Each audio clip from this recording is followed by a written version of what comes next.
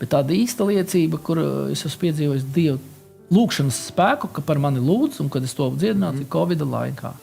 Tad es saslimu ar Covidu, diezgan smagā formā. Tad tā bija tā īsta delta, un man atbrauca mājās.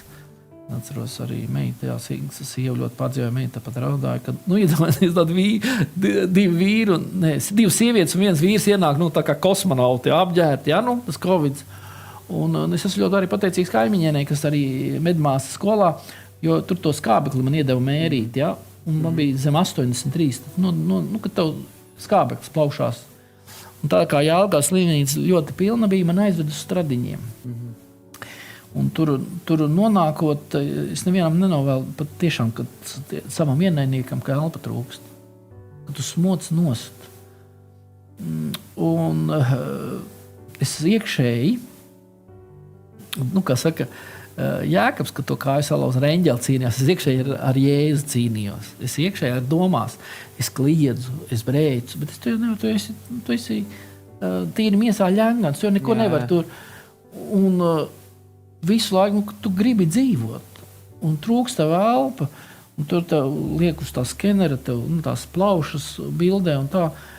Un visu laiku es esmu kopā ar Jēzu. To es gan tā apziņa ir tāda, un tad pēkšņi vienā brīdī man paliek žēl, es tā ļoti pārsteidzu, ka cilvēks nonāk tādā stāvoklī pirms nāves stāvoklī, tur iedomājas draudze vai kā, paši tuvākie, tāda sieva un meita. Un es tā zinu, kas par viņiem parūpēsies. Reiz tāds domas, tiešām tāds liels tāds. Un tad es vairs beidzu cīnīties un saku, Jēzu, tavs prāts atvieglo man šīs ciešanas un ņem mani uz debes mājām. Tātad es arī pie pilnas apziņas, es to lūdzu.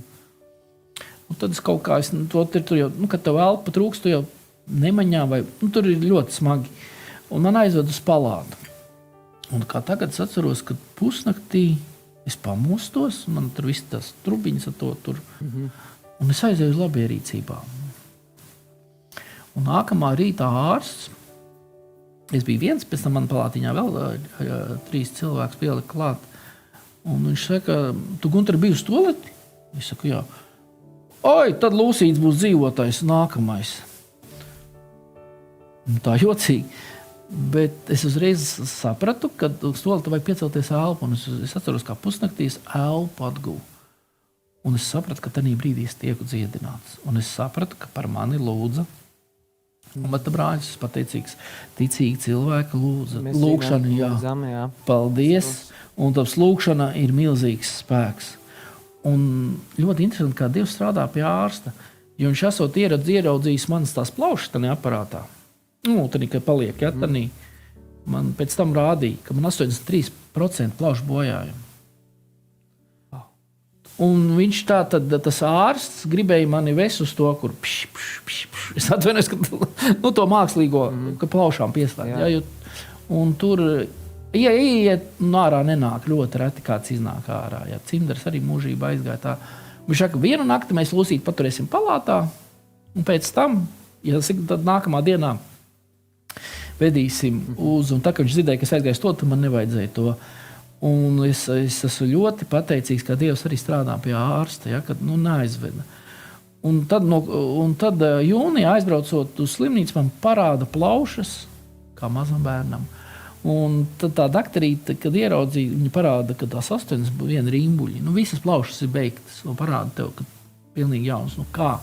Slaudējām. Tu pasaki, un tad es, protams, atzinos, atvainojos, esmu garīdzīgs, un Dievs man dziedināja. Tad viņai tā arī liecināja, šī apmulsa, jā.